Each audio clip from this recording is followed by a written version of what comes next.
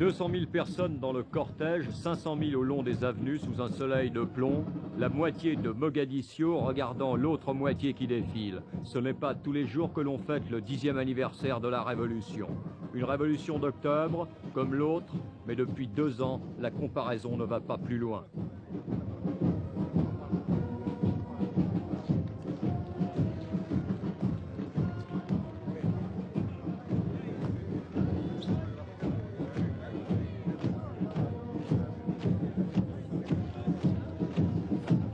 Clubs sportifs, usines, communes agricoles, hôpitaux, écoles, en rang, la tête tournée vers la caméra d'une télévision qui existera peut-être l'an prochain.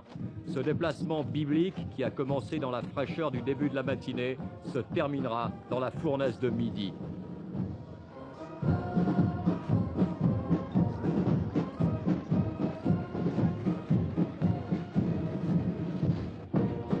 Dans la tribune, faisant face à son effigie géante, le président, le général Mohamed Siad Barre, qui a pris le pouvoir en octobre 69, mettant fin à un régime parlementaire corrompu et miné par les rivalités tribales. 10 ans de pouvoir musclé et une guerre perdue.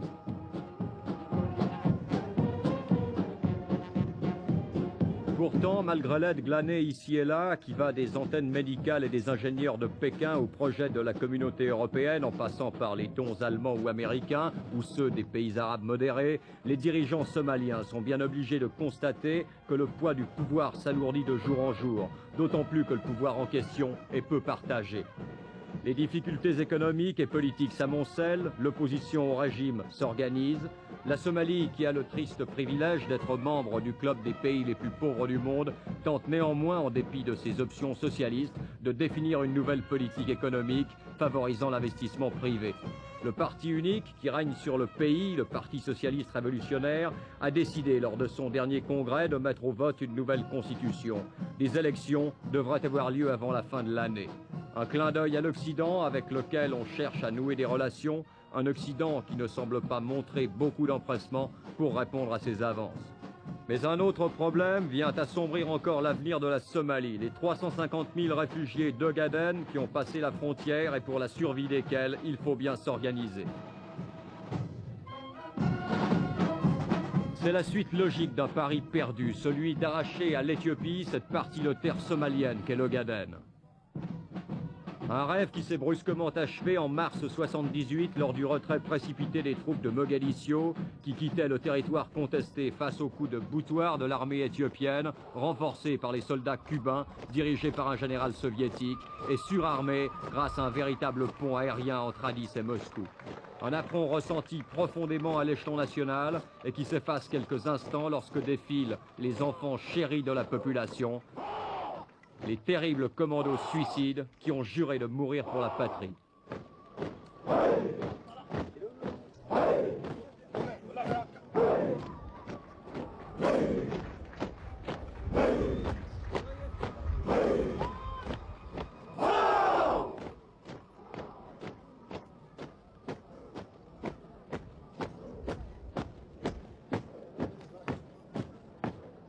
Pourtant, au cours des années de lune de miel entre Mogadiscio et le Kremlin, le général Siad Barre s'était forgé une des armées les plus redoutables du continent africain.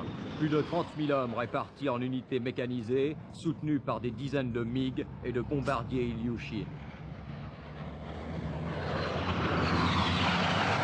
Aujourd'hui, ce qui reste du matériel soviétique et qui défile briqué et repeint sur la place de parade impressionne de moins en moins hors des frontières. Les pièces de rechange manquent tragiquement et le robinet d'approvisionnement est hermétiquement bouclé. La rupture en 1977 des relations privilégiées entre l'URSS et la Somalie a effacé les derniers scrupules de Moscou, qui s'est empressé de donner à l'ennemi éthiopien les moyens d'une victoire foudroyante.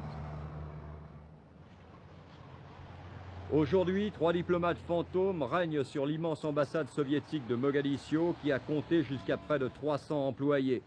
Les quelques 2000 experts civils et militaires ont eu 8 jours pour regagner leur Russie natale. La Somalie, isolée dans la corne de l'Afrique, fait l'amère expérience de la solitude. Le retrait précipité des troupes somaliennes de l'Ogaden a marqué la fin d'un rêve. Les appels de Mogadiscio restent presque sans réponse. Les Occidentaux ne tiennent pas à glisser dans le guêpier de la Corne de l'Afrique. Quant aux autres pays arabes, ils marquent peu d'empressement pour réarmer la Somalie, comme l'Arabie saoudite, qui à la place de missiles a prudemment offert cette mosquée.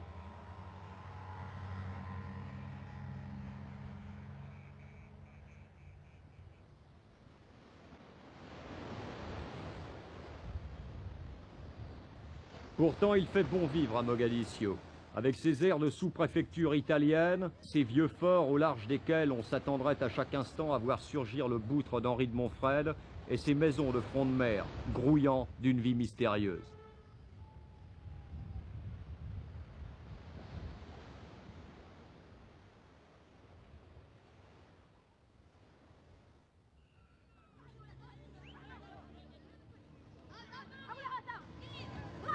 De l'époque coloniale italienne, mis à part quelques monuments mussoliniens, on a gardé la douce habitude de la passeggiata.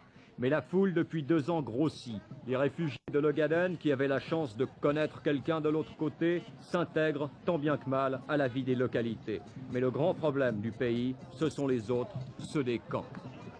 Monsieur le ministre, quel est actuellement le nombre de réfugiés en Somalie? Well, the refugees in Somalia from Western Somalia occupied territory by the... Les réfugiés en provenance des territoires occupés sont actuellement plus de 300 000 dans les différents camps. Stationed now different camps, I think 21 camps in Mogadishu. Mais d'une manière plus générale, il y a autour d'1 million de réfugiés. Beaucoup d'entre eux sont des nomades. D'autres ont rejoint les villages ou les villes et s'assimilent. These refugees, they are living with the population, whether they are nomades or in village or other major towns, assimilated with them.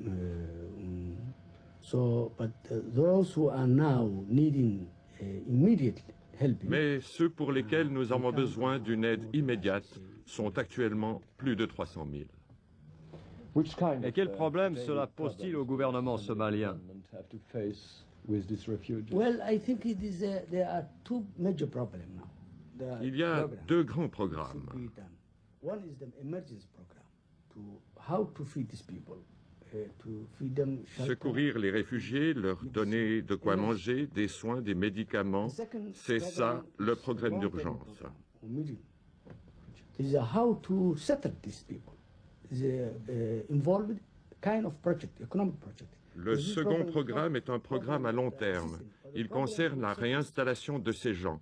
Nous avons des plans pour cela, mais bien sûr, le gouvernement de la Somalie a des difficultés à faire face seul à ce problème. For settlement of these people, which of course, alone Somali government can sustain and finance the resettlement of these people. Alors quels sont les problèmes principaux auxquels vous avez à faire face? Enfin, il y a des problèmes sont naturellement une question de distribution des vivres, des besoins de base, si vous voulez, la santé, médicaments, aussi une assistance technique. Comme vous le voyez, demain, il y a des médecins qui sont venus de France, d'Angleterre, d'Italie pour assister au camp de réfugiés. Il y a aussi un très grand problème, comment va vivre dans la future un tel nombre de réfugiés. Et le gouvernement actuellement, avec notre coopération, est en train de faire un plan pour la réinstallation temporaire en Somalie. Mis à part quelques camps autour de Mogadiscio, c'est là, à Beledweyne, à Hargeisa, que se forment les grandes concentrations de réfugiés. Et c'est dans le camp de Beledweyne, à 350 km de piste de Mogadiscio, que nous avons été la première équipe TV admise à pénétrer. En ville, à la porte du bureau d'accueil, un réfugié a peint le bombardement de son village par les troupes éthiopiennes. Ils sont là, dans la cour, ils viennent d'arriver. Certains ont marché des semaines pour fuir l'enfer de l'Ogaden, emportant un peu de nourriture, une natte et quelques pauvres objets. De l'autre côté de la frontière, ils sont des milliers sur les routes qui tentent de fuir les attaques quotidiennes. Ils arrivent dans un état de total épuisement.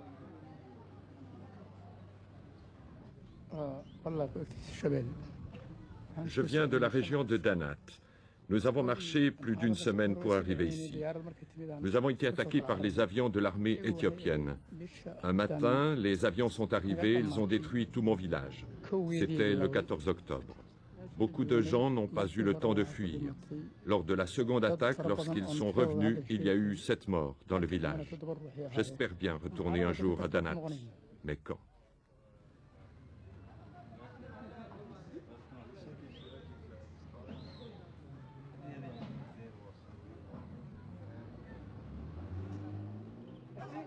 À quelques kilomètres de la localité, les camps de réfugiés. Ils sont 120 000 ici à tenter de vivre dans ces cases. Surtout des femmes et des enfants. La majorité des hommes sont restés en Ogaden pour prendre les armes avec le front de libération qui harcèle les troupes d'Addis Abeba et les soldats cubains.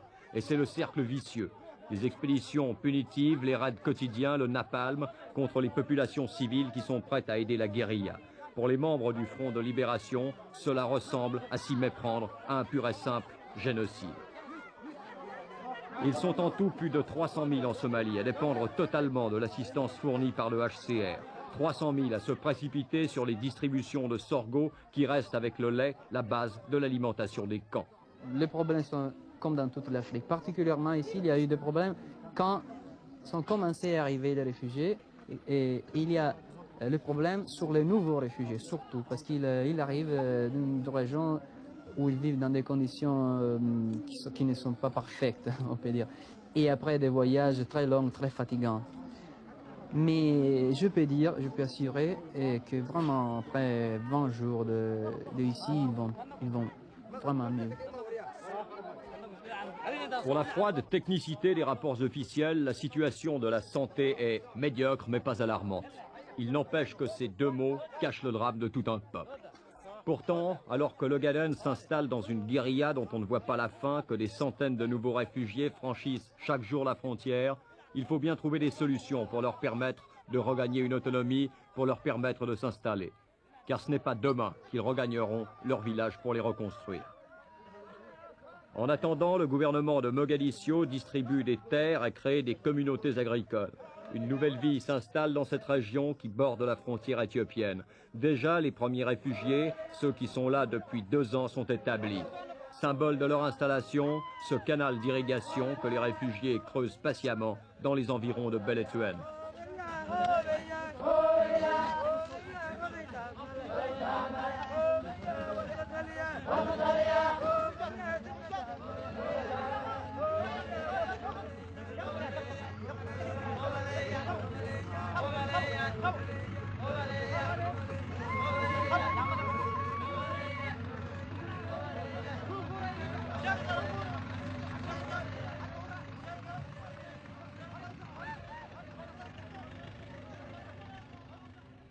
À Mogadiscio, où le bureau du Front de Libération multiplie les contacts, le problème des guérilleros de l'Ogaden est celui de toute la Somalie. Il se résume en quelques mots, trouver des armes.